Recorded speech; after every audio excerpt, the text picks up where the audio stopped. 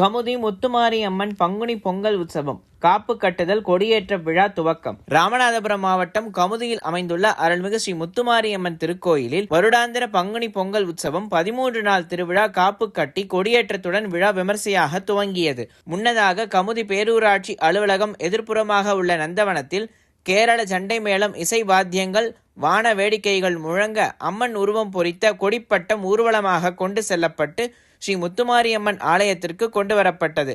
சிறப்பு பூஜைகள் செய்யப்பட்டு அதனைத் தொடர்ந்து கொடிமரம் மற்றும் மூலவர் முத்துமாரியம்மனுக்கு பால், தயிர், சந்தனம், மஞ்சள், பஞ்சாமிர்தம், விபூதி உள்ளிட்ட 16 வகையான மூலிகை திரவியங்கள் கொண்டு சிறப்பு அபிஷேகமும் அதனைத் தொடர்ந்து அலங்காரமும் தீபாரத்தியும் நடைபெற்றது.